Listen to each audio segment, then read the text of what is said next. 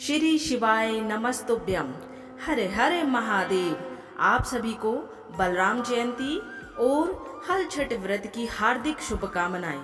आज की इस वीडियो में हम सुनेंगे षष्ठी माता की कहानी और बलराम जयंती की कथाएं।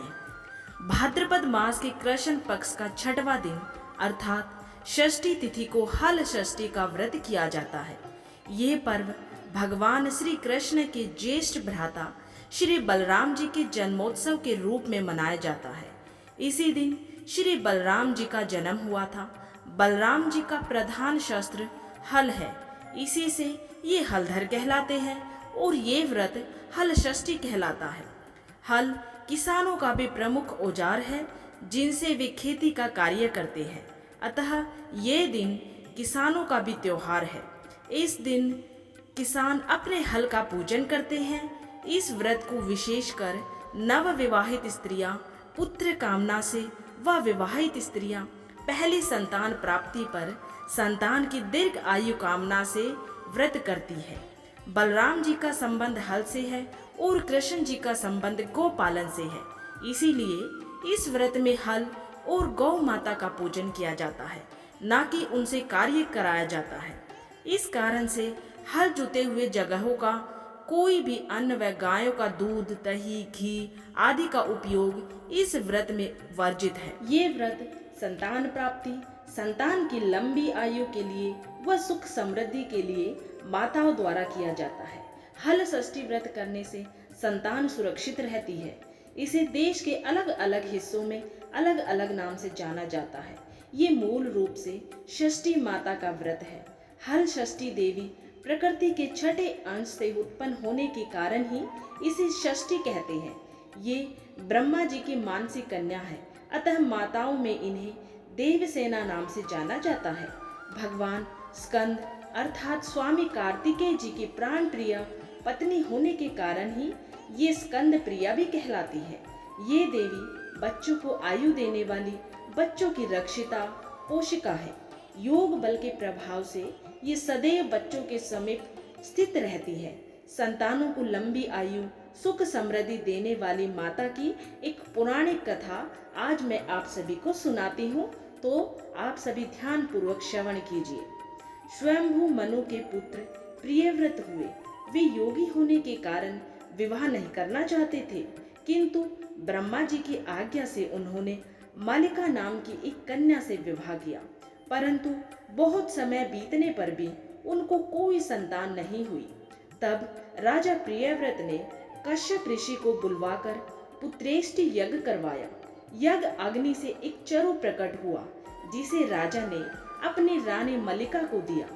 उस चरु के खीर भक्षण कर रानी गर्भवती हुई, किंतु 12 वर्ष बीत जाने पर भी उनको कोई संतान नहीं हुई।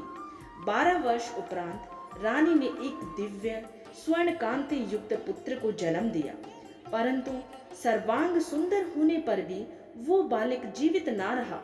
इस पर राजा रानी दुखी हो गई। राजा ने अपने उस मरे हुए पुत्र को हृदय से लगाकर शमशान की ओर चल दिए। शमशान पहुंचकर राजा पुत्र शोक से दुखित हो रोने और स्वयं के प्राण देने को तत्पर हो गए। उनका सारा ज्ञान जाता रहा। तभी सहसा उन्हें एक दिव्य विमान दिखाई दिया, जो कि श्रेष्ठ मणियों से निर्मित था। उस विमान में एक सुंदर, मनोहर, प्रसन्न वदन, श्वेत चंपा जैसी वर्ण वाली नव यवना विराजमान थी। उसे देखते ही राजा सब दुख भूल अपने मरे बालक को पृथ्वी पर रख उनके पास गए और पूछने लगे कि हे देवी, आप कौन हैं, किसकी पुत्री तथा किसकी पत्नी है। तब वो देवी कहने लगी, हे राजन, मैं ब्रह्मा के मानसी कन्या हूँ। मेरे पिता ने मुझे भगवान शिव जी के पुत्र स्वामी कार्तिकेय से विवाह कराया है, अतः मैं स्कंद प्रिया हूँ। मैं पुत्रहीनों को पुत्र, पत्नीहीनों को पत्नी, धनहीनों को धन तथा कर्मवानों को उनके कर्मानुसार फल देती हूँ। हे राजन, तुम ज्ञानी श्रेष्ठ कर्मवान हो, अतः तुम्हें मेरे दर्शन हो पाए। तुम दुख का त्याग कर मेरी स्वयं पूजन करो और सर्वत्र कराओ। मैं तुम्हें वर देती हूँ कि तुम्हारा ये पुत्र शीघ्र जीवित हो उठेगा और परम प्रतापी होगा। 100 अश्वमेध यज्ञ करेगा, ये सुव्रत नाम से विख्यात होगा। ये कहकर देवी अंतर्धान हो गई। इधर राजा प्रियव्रत अपने संतान को जीवित देख प्रसन्न हो पुत्र सहित नगर को वापस आया। नगर में हर्षो उल्लास मनाया गया। बालक के जन्म से 6वें दिन सूतिका गृह में माता षष्ठी का पूजन कर आनंद उत्सव किया गया। उसी दिन से पूरे संसार में छठी के आयोजन की परंपरा चली। इस प्रकार हर अर्थात शिव परिवार से होने के कारण ये देवी हर षष्ठ और ये व्रत हल षष्ठ के दिन करने के कारण हल षष्ठी कहलाती है। अब आप सभी सुनिए हल षष्ठी व्रत की कथाएं। मथुरा के राजा कंस अपनी बहन देवकी को विवाह उपरांत विदा करने जा रहे थे तो आकाशवाणी के वचन सुनकर देवकी का 8वां गर्भ तेरी मृत्यु का कारण बनेगा, ये जानकर बहन बहनोई को कारागार में कंस ने डाल दिया और वसुदेव देवकी के 6 पुत्रों को एक एक करके कंस ने मार डाला। जब 7वें बच्चे के जन्म का समय नजदीक आया तो देवर्षि नारद जी वसुदेव देवकी से मिलने पहुंचे और उनके दुख का कारण जानकर देवकी को हल षष्ठी देवी के व्रत रखने की सलाह दी। देवकी ने नारद जी से हल षष्ठी के व्रत की महिमा और कथा पूछी तो नारद जी ने पुरातन कथा कहना प्रारंभ किया। चंद्रवत नाम का एक राजा हुआ जिनको एक ही पुत्र था। राजा ने राहगीरों के लिए एक तालाब खुदवाया किंतु उसमें जल न रहा, वो सूख गया। राहगीर उस रास्ते से गुजरते और सूखे तालाब को देखकर राजा को गालियां देते थे। इस खबर को सुनकर राजा दुखित हुआ कि मैंने तालाब खुदवाया, मेरा धन व धर्म दोनों ही व्यर्थ गया। उसी रोज रात को राजा को स्वप्न में वरुण देव ने दर्शन देकर कहा कि यदि तुम अपने पुत्र की बलि तालाब में दोगे तो जल भर जाएगा। सुबह राजा ने स्वप्न में कही बात दरबार में सुनाई और कहा कि मेरा धन व धर्म भले ही व्यर्थ हो जाए पर मैं अपने पुत्र की बलि नहीं दूंगा। ये बात लोगों से होते हुए राजकुमार तक पहुंची तो वो सोचने लगा कि यदि मेरी बलि से तालाब में पानी आ जाए तो लोगों का कितना भला होगा। ये सोचकर राजकुमार अपनी बलि देने के लिए तालाब में बैठ गया। अब वह तालाब पानी से लबालब भर गया। जल के जीव जंतुओं से तालाब परिपूर्ण हो गया। एक लौते पुत्र के बलि हो जाने से राजा अत्यंत ही दुखी होकर वन में चला गया। वहां 5 स्त्रियां व्रत कर रही थी, जिसे देखकर राजा ने ये कौन सा व्रत और क्यों कर रही हो उन स्त्रियों से पूछा। स्त्रियों ने हल षष्ठी व्रत की संपूर्ण विधि विधान बतलाई। उसे सुनकर राजा वापस अपने नगर को गया और अपनी रानी के साथ ही उस व्रत को किया। व्रत के प्रभाव से राजपुत्र तालाब से जीवित बाहर निकल आया। राजा परिवार सहित हल षष्ठी माता की जयकारे करने लगा और सुख पूर्वक निवास करने लगा। अब नारद जी ने देवकी से हल षष्ठी व्रत की अन्य कथा कहनी शुरू की कि उज्जैन नगरी में 2 सोतन रहती थी। एक का नाम रेवती और दूसरी का नाम मानवती था। रेवती को कोई संतान नहीं थी, जबकि मानवती के 2 पुत्र थे। रेवती अपने सोत के बच्चों को देखकर हमेशा ही सोतिया ढा से जलती रहती और उनके पुत्रों को मारने का जतन ढूंढती रहती थी। एक दिन उन्होंने मानवती को बुलाकर कहा कि बहन, आज तुम्हारे मायके से कुछ राहगीर मुझसे मिले थे। उन्होंने बताया कि तुम्हारे पिताजी बहुत बीमार हैं और वो तुम्हें देखना चाहते हैं। पिता की बीमारी को सुनकर मानवती बहुत दुखी हुई। तब रेवती कहने लगी कि बहन, तुम शीघ्र अपने पिता से मिलने चली जाओ। तुम्हारे आने तक मैं तुम्हारे बच्चों का ध्यान रखूंगी। सोत की बात को सच मानकर और अपने पुत्रों को रेवती के हाथों में सुरक्षित देकर मानवती अपने पिता से मिलने मायके चली गई।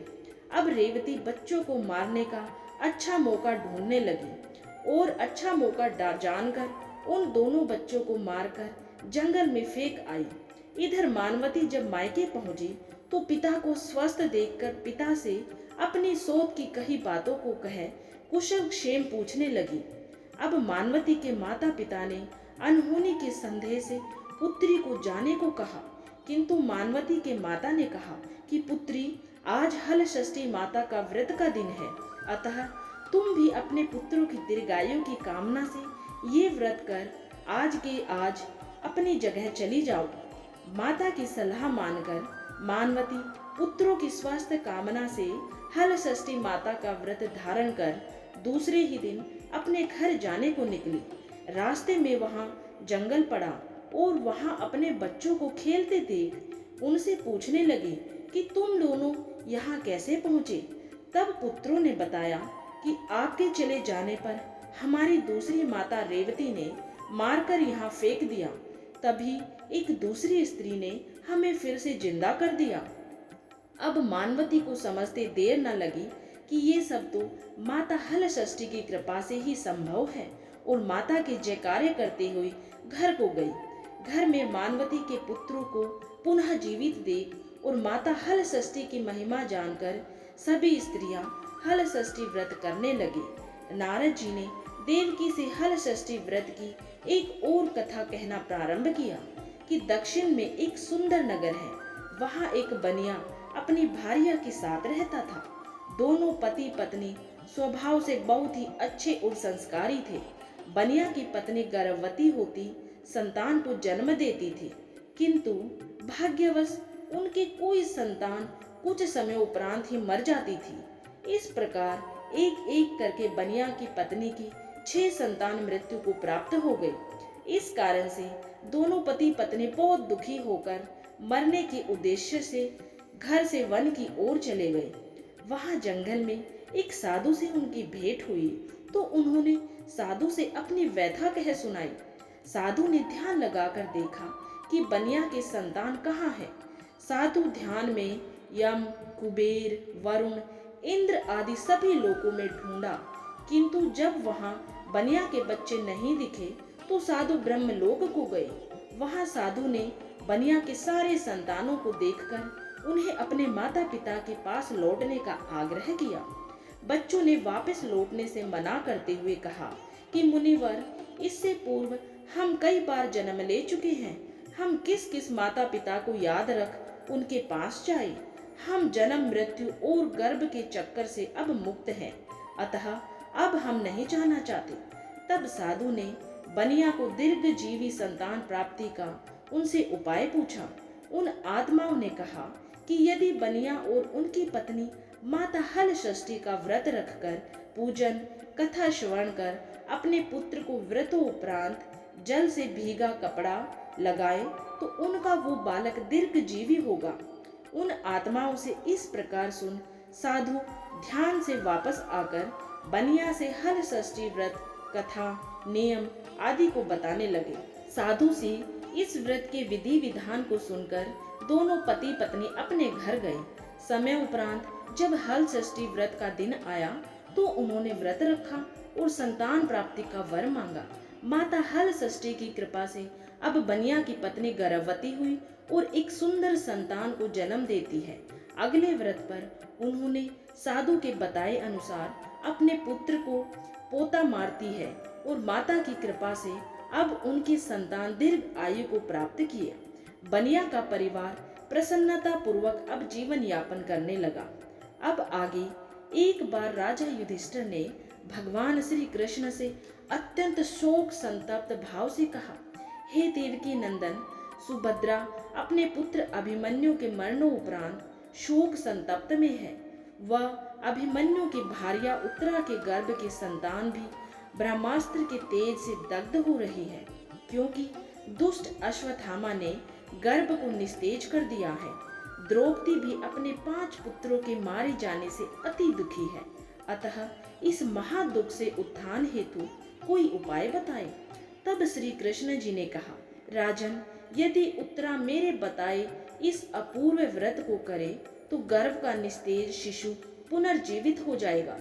ये व्रत जो भाद्रपद की कृष्ण पक्ष षष्ठी पर भगवान शिव पार्वती गणेश व स्वामी कार्तिक जी के विधि विधान द्वारा पूजन पुत्र पौत्र की अल्पायु व शोक के महादुख से मुक्ति प्रदाता है। इस व्रत के संदर्भ में श्री कृष्ण ने राधा युधिष्ठिर को एक कथा बतलाई कि पूर्व जन्म में सुभद्र नाम का राजा था, जिनकी रानी का नाम सुवर्णा था। राजा रानी को एक हस्ती नामक पुत्र था। एक बार राजपुत्र हस्ती धाय माँ के साथ गंगा जी स्नान करने गया। बाल स्वभाववश हस्ती जल में खेलने लगा। तभी एक ग्रह ने उसे खींचते हुए जल के अंदर ले लिया। इसकी सूचना धाय माँ ने जाकर रानी सुवर्णा से कही। इस पर रानी ने क्रोधवश धाय के पुत्र को धधकते हुए आग में डाल दिया। पुत्र शोक से व्याकुल धाय माँ निर्जन वन को चली गई और वन में एक सुनसान मंदिर के पास रहने लगी। वन में सूखा तृण, धान्य, महुआ आदि जो भी मिलता वो ही खाती और मंदिर में विराजित शिव पार्वती गणेश जी का पूजन कर दिन रात व्यतीत करने लगी। इधर नगर में एक अद्भुत घटना घटित हुई कि धाय माँ का पुत्र आग की भट्टी से जीवित निकल आया और खेलने लगा। ये खबर पूरे नगर में फैलते हुए राजा रानी के पास पहुंची तो उन्होंने इस घटना के विषय में पुरोहितों से पूछा। तभी सौभाग्य से वहां दुर्वासा ऋषि पहुंचे। राजा रानी ने ऋषि का पूजन कर धाय के पुत्र के जीवित हो जाने का कारण पूछा तो दुर्वासा जी ने कहा कि राजन, आपके डर से धाय जंगल में एकांत होकर व्रत किया। ये सब उसी व्रत का प्रभाव है। अब राजा रानी सभी नगरवासियों के साथ दुर्वासा जी की अगुवाई में उस जंगल में धाय के पास उस व्रत के विषय में अधिक जानने के लिए चले गए। तब धाय ने कहा कि राजन, मैं पुत्र शोक से दुखित होकर यहाँ रहने लगी और यहाँ व्रत ग्रहण कर भगवान शिव पार्वती, गणेश जी और कार्तिक जी का पूजन कर सूखा तृण, धान्य, महुआ आदि खाकर रहने लगी। तब रात को मेरे स्वप्न में शिव परिवार के दर्शन हुए और तुम्हारा पुत्र जीवित हो जाएगा वरदान दिया। अब रानी ने व्रत की विधि विधान को पूछा तो दुर्वासा जी ने हल षष्ठी व्रत की संपूर्ण विधि विधान बताया। राजा रानी ने हल षष्ठी व्रत की महिमा जानकर उस व्रत को किया और हल षष्ठी व्रत के प्रभाव से राजपुत्र हस्ती ग्रह के चंगुल से छूटकर खेलते हुए नगर को वापस आया। अपने पुत्र को पाकर राजा रानी सुखी हुए और धाय भी पुत्र के साथ प्रसन्न होकर निवास करने लगी। वही बालक हस्ती आगे चलकर परम प्रतापी हुआ और अपने नाम से हस्तिनापुर को बसाया। इस प्रकार भगवान श्री कृष्ण ने युधिष्ठिर से हल षष्ठी व्रत की महिमा का ज्ञान देते हुए कहा कि हल षष्ठी व्रत कथा पहले नारद जी से सुन। मेरी माता देवकी ने इस व्रत को सबसे पहले किया था, जिसके प्रभाव से उनके आने वाली संतान की रक्षा हुई। अब भगवान श्री कृष्ण से सुनकर युधिष्ठिर ने इस व्रत को उत्तरा द्वारा करवाया। व्रत के प्रभाव से उत्तरा का अश्वत्थामा द्वारा नष्ट हुआ गर्भ पुनः जीवित हो गया और प्रसव पश्चात बालक का जन्म हुआ, जो कालांतर में राजा परीक्षित के नाम से प्रसिद्ध हुआ। अब संतान को लंबी आयु देने वाली एक और कथा मैं आप सभी को सुनाती हूँ, सो आप सभी ध्यान पूर्वक सुनिए। प्राचीन काल में एक ग्वालिन थी। उसका प्रसव काल अत्यंत ही निकट था। एक ओर वह प्रसव से व्याकुल थी तो दूसरी ओर उसका मन गो दूध दही बेचने में लगा हुआ था। उसने सोचा कि यदि प्रसव हो गया तो गौ रस यूं ही पड़ा रह जाएगा। ये सोचकर उसने दूध दही के घड़े सिर पर रखे और बेचने के लिए चल दी। किंतु कुछ दूर पहुंचने पर ही उसे असहनीय प्रसव पीड़ा हुई। वह एक झरबेरी के ओट में चली गई और वहां पर एक बच्चे को जन्म दिया। वह बच्चे को वहीं छोड़कर पास के गांव में दूध दही बेचने चली गई। संयोग से उस दिन हल षष्ठी थी। गाय भैंस के मिश्रित दूध को केवल भैंस का दूध बताकर उसने सीधे साधे गांव वालों में बेच दिया। उधर जिस झरबेरी के नीचे उसने बच्चे को छोड़ा था, उसके समीप ही एक खेत में एक किसान हल चला रहा था। अचानक उसके बैल भड़क उठे और हल का फल शरीर में घुसने से वह बालक मर गया। इस घटना से किसान अत्यंत ही दुखी हुआ, फिर भी उसने हिम्मत और धैर्य से काम लिया। उसने झरबेरी के कांटों से ही बच्चे के चीरे हुए पेट में टांके लगाए और उसे वहीं छोड़कर चला गया। कुछ देर बाद ग्वालिन दूध बेचकर वहां वापस पहुंची। बच्चे की ऐसी दशा देखकर उसे समझते देर नहीं लगी कि ये सब उसके ही पाप कर्मों की सजा है। तब वो सोचने लगी, यदि मैंने झूठ बोलकर गाय का दूध नहीं बेचा होता और गांव की स्त्रियों का धर्म भ्रष्ट नहीं किया होता तो मेरे बच्चे की ये दशा ना होती। अतः मुझे वापस लौटकर सारी बातें गांव वालों को बताकर प्रायश्चित करना चाहिए। ऐसा निश्चय करके वो उस गांव में वापस पहुंची जहां उसने दूध दही बेचा था, और वो गली गली घूमकर अपनी करतूत और उसके फलस्वरूप मिले दंड का बखान करने लगी। तब स्त्रियों ने स्वधर्म रक्षार्थ और उस पर रहम खाकर उसे क्षमा कर दिया और आशीर्वाद दिया। बहुत सी स्त्रियों द्वारा आशीर्वाद लेकर जब वो पुनः झरबेरी के नीचे पहुंची तो ये देखकर आश्चर्यचकित रह गई कि वहां पर उसका पुत्र जीवित अवस्था में पड़ा था। तभी उसने स्वार्थ के लिए झूठ बोलने को ब्रह्म हत्या के समान समझा और कभी भी झूठ ना बोलने का प्रण कर लिया। अब आप सभी सुनिए हल षष्ठी माता की अत्यंत ही पावन कथा। एक बार काशीपुरी में देवरानी व जेठानी रहती थी। देवरानी का नाम तारा और जेठानी विद्यावती थी। दोनों ही नाम अनुरूप तारा उग्र स्वभाव तथा विद्यावती अति दयालु थी। एक दिन दोनों ही ने खीर पकाकर ठंडा करने के लिए खीर को आंगन में रख दिया और बातें करते हुए अंदर बैठ गई। तभी दो कुत्ते खीर देखकर खाने लगे। जब आवाज सुनकर दोनों देवरानी और जेठानी बाहर आई तो अपनी खीर को कुत्तों को खाते देखा। विद्यावती अपनी खीर को जूठन जान बचा शेष को भी कुत्ते के सामने ही पुनः डाल आई, और तारा ने दूसरे कुत्ते को एक कमरे में बंद कर खूब मारा। जैसे तैसे वो कुत्ता अपनी जान बचाकर बाहर भागा। दूसरे दिन दोनों कुत्ते फिर एक जगह मिलते हैं और एक दूसरे का हाल पूछते हैं। इस पर विद्यावती के खीर खाने वाला कुत्ता कहता है कि वो स्त्री बड़ी ही दयालु थी, उसने मुझे बाकी बची हुई खीर भी खाने को दी। ईश्वर करे कि जब मेरा दूसरा जन्म हो तो मैं उसी की संतान बनूं और उनकी खूब सेवा करूं। अब दूसरा कुत्ता कहता है कि मैं भी उसी औरत की संतान बनूं जिससे कि मैं उनसे बदला ले सकूं। उस दिन हल षष्ठी व्रत था। तारा की मार से बेदम वो कुत्ता मर गया। अगली हल षष्ठी व्रत के दिन तारा ने एक पुत्र को जन्म दिया। जन्म के बाद ही वो बालक अगली हल षष्ठी व्रत के दिन मर गया। इसी प्रकार तारा ने एक एक करके 5 पुत्रों को जन्म दिया। उनका पुत्र 1 साल बाद ही हल षष्ठी व्रत के दिन मर जाता, जिससे तारा दुखित होकर हल षष्ठी माता से प्रार्थना करने लगी। उसी रात सपने में तारा ने वही कुत्ते को देखा जो उसकी मार से मरा था।